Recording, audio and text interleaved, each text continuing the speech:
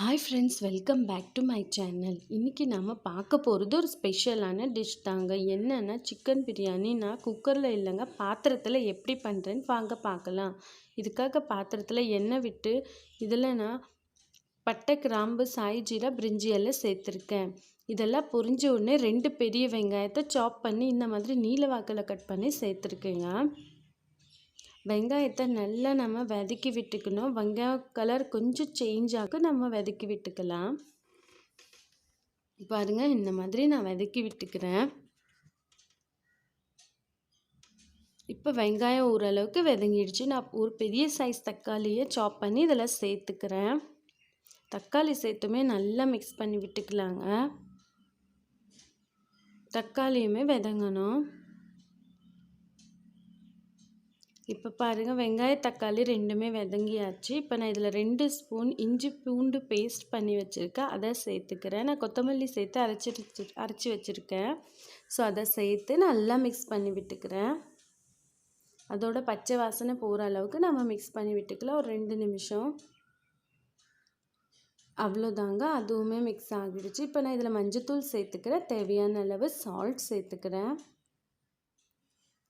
Salt சேர்த்து நல்லா mix பண்ணி விட்டுக்கிறேன். கேஸை மீடியம் ஃப்ளேம்லேயே வச்சு நம்ம வதக்கிக்கலாம், இல்லையா அந்த அடி பிடிச்சிக்கும்.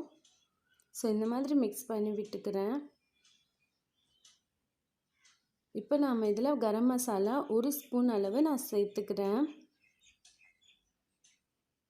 2 ஸ்பூன் குழம்பு மிளகாய் தூள் தாங்க நான் சேர்த்துருக்கேன். சேர்த்துமே நல்லா ஒரு 2 நிமிஷத்துக்காக நம்ம வதக்கிக்கலாம். இந்த மாதிரி வதக்கிக்கிறேன்.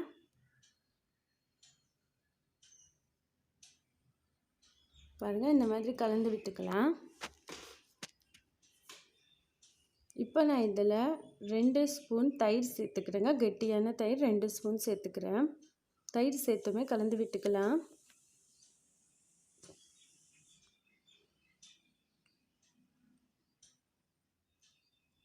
இப்போ நான் இதில் மல்லித்தலை சேர்த்துக்கிறேன். மல்லித்தலை, புதினா தலை சேர்த்துக்கிறேன். கொஞ்சம் சேர்த்துட்டு இந்த மாதிரி மிக்ஸ் பண்ணி விட்டுக்கிறேன்.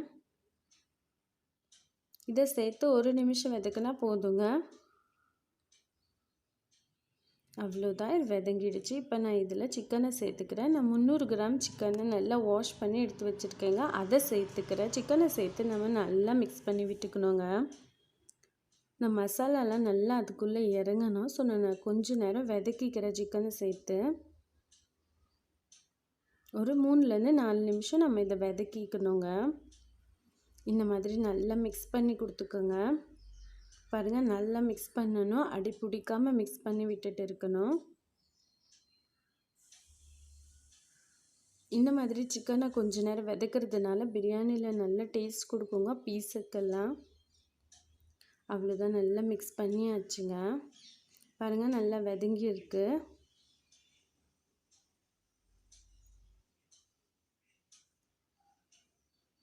இந்த மாதிரி ஒரு வாட்டி கலந்து கொடுத்துக்கோங்க. அவ்வளோதான். இப்போ நான் இதில் 1 கப் தேங்காய் பால் சேர்த்துக்கிறேன். 2 கிளாஸ் தண்ணி சேர்த்துக்கிறேங்க. நீங்கள் அரிசிக்கு ஏற்ற மாதிரி தண்ணி சேர்த்துக்கோங்க. தண்ணி சேர்த்து நல்லா கலந்து கொடுத்துக்கிறேங்க.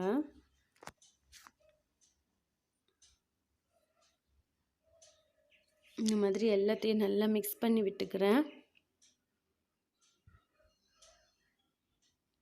அவ்வளோதான், மிக்ஸ் பண்ணி விட்டுக்கிறேன். நல்லா கொதி வரட்டும்.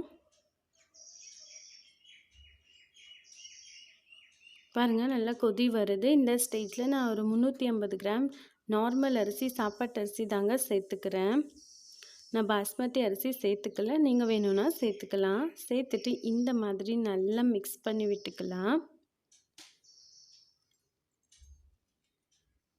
அவ்வளோதான், கலந்து விட்டுட்டு நான் இதில் ஒரு 1/2 லெமன் ஜூஸ் பிழிஞ்சு விட்டுக்கிறேங்க. இந்த மாதிரி லெமன் ஜூஸ் பிழிறதுனால நமக்கு சாதம் நல்லா உதிரி உதிரியாக கிடைக்குங்க. அவ்வளோதான், மிக்ஸ் பண்ணி விட்டுக்கலாம். இப்போ பாருங்கள், இது கொதிக்கிட்டு பாருங்கள். இந்த ஸ்டேஜில் நாம் இதில் மல்லித்தலையை சேர்த்துக்கலாம். ஒரு கைப்பிடி அளவு மல்லித்தலையை நான் சேர்த்துக்கிறேன் கட் பண்ணி. அவ்வளோதான், கேஸை லோ ஃப்ளேமில் நாம் இதை மூடி விட்டுடலாம். மூடி ஒரு 20 நிமிஷம் நம்ம வெயிட் பண்ணலாம். மேலே ஒரு வெயிட்டை வச்சுடுங்க. அப்போ தான் அது காற்று போகாமல் சீக்கிரமாக வெந்துடும். அவ்வளோதாங்க. 20 நிமிஷம் கழிச்சு நான் ஓப்பன் பண்ணி பார்க்குறேன் பாருங்கள். பாருங்கள், சிக்கனுமே நல்லா குக் ஆகியிருக்கு. ரைஸுமே நல்லா பலன்னு வந்திருக்கு. அவ்வளோதான் ஃப்ரெண்ட்ஸ். தண்ணி நாம் ரைஸுக்கு ஏற்ற மாதிரி சேர்த்தோன்னா ரொம்ப நல்லாவே ஈஸியாக குக் ஆகிடும். அதுவும் இல்லாமல் நல்லா பலன்னே நமக்கு கிடைக்கும். ஓகே ஃப்ரெண்ட்ஸ், இந்த மெத்தடில் நீங்களும் ட்ரை பண்ணி பாருங்கள். இதை இந்த மாதிரி நான் சர்வ் பண்ணிக்கிறேன்.